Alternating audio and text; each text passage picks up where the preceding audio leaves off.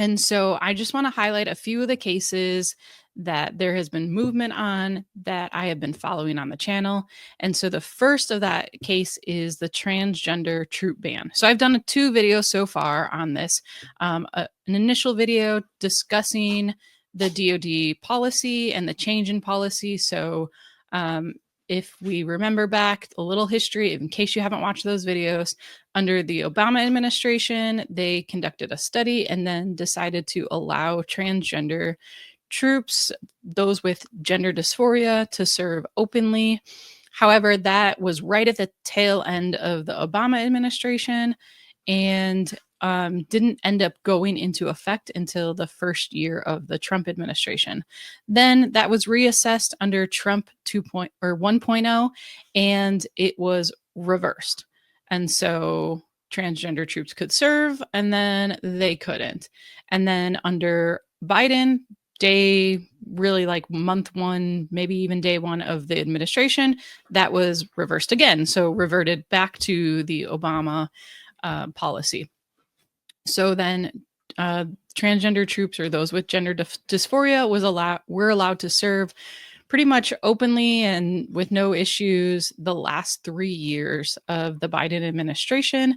And then we have Trump 2.0 administration. So then that policy was again reversed. So back to banning military members with gender dysphoria, deciding that that's a disqualifying medical condition, and essentially they're going to be transitioned out of the military either voluntarily or involuntarily, and then not allowed to assess. So couldn't come into the military if you have a diagnosis of gender dysphoria. So there's been lawsuits, of course, filed immediately after that executive order was put in place, even before the DoD had implementing policies. And so I've been following the main case, and then I'm going to talk about another case as well. And so that main case is Talbott versus US. And that is a case that I've followed and I've done 2 videos on. And so the last video, I believe it was a week ago, there was an emergency hearing there. The DoD presented, hey, we have this new policy. And as I explained in my videos, their initial argument really wasn't coming from a medical perspective. And I said that that's what their winning argument should be. That's the argument they should put forward. The new policy that came out last Friday clarified and said this is about medical. You're essentially medically disqualified if you have a diagnosis of gender dysphoria, whether or not you live as a transgendered individual. That's not the issue. The issue is the diagnosis of gender dysphoria that makes the person disqualified for military service. And so the judge in that case entered a stay for a couple of days of her preliminary injunction. However, instead told the DoD essentially, like, don't take any action in regards to any of these soldiers and like discharging them. Then there was more hearings and more filings this last week. And then ultimately the judge denied the government's request for a stay, and essentially the preliminary injunction was in place, stopping the DoD from doing any sort of negative actions against anyone with gender dysphoria. So that was appealed. It was in the DC circuit. That was appealed to the DC circuit. And so there was a hearing on that this week, and we got a ruling from the DC circuit. So I'm going to share my screen. Okay, so here is the opinion that we got from the DC circuit. So it was, looks like issued, it's March 27th. So I believe that was Thursday of this week. And so again, it's Talbott versus United States. Lots of plaintiffs, lots of defendants. And so this was making a decision on the appellants, which is the government, their emergency motion for an immediate stay pending appeals. And there was the order, like I talked about, that preliminary injunction that was issued in the district court.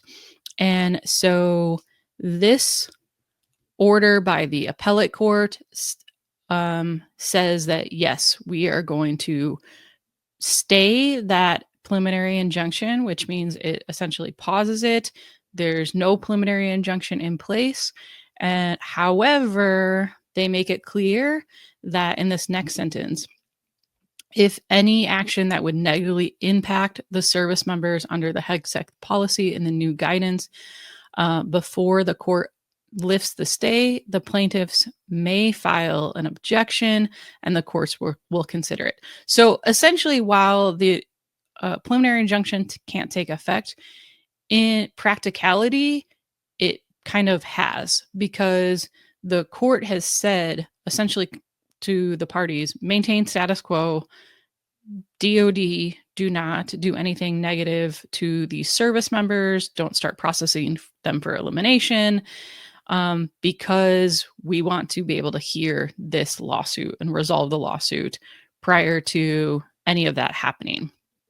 And so while there is a stay on the preliminary injunction, in practical effect, it's as if there is no stay and the preliminary injunction is in place because the administration can't move forward on any action against these service members. And we'll see that this will continue, the appeal will continue, and we'll see what happens in this case. I'll be following that. But I did want to highlight a second case that it involves the Transgender Troop Ban. So let me find which one it is. Nope, that's the wrong one. Okay, so it's this one. It's Ireland versus Pete Hegseth. And this is in the District Court of New Jersey. And in this case, it's actually just two plaintiffs. So two plaintiffs, they are transgender airmen. They both serve in the Air Force, and they're suing the government, and they want the government to be stopped from initiating involuntary separation proceedings against them due to their transgender status. And so this was granted. And the court granted this 14-day temporary restraining order, essentially telling the Air Force you can't take any negative action towards these two airmen while this case is pending. And why I wanted to highlight this case is that the temporary restraining order only applies to the two plaintiffs in this case. And this is where I think the courts are on solid ground, in contrast to the Talbott case, where it was a nationwide injunction and applied to all plaintiffs, but all even future plaintiffs or any service member with gender dysphoria that could be potentially impacted by the policy. And so it included people who weren't even party to the lawsuit.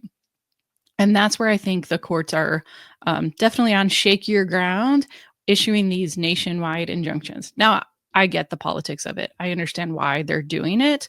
But from a legal standpoint, it's definitely more solid legal ground to only apply the injunction to the parties of the lawsuit, right? Remember, in the Constitution, the judicial branch can hear cases and controversies. And so they can't issue what's called advisory opinions. So they can't issue something that's like, hey, we have this hypothetical situation, or we have this future case that might come up. Can you just give us what your opinion would be on that case? They can only decide cases and controversies of the parties, of the people who've brought a case before them. And I think that this is a much better and makes more sense legally for the court to just issue a restraining order only applying to the parties of the lawsuit.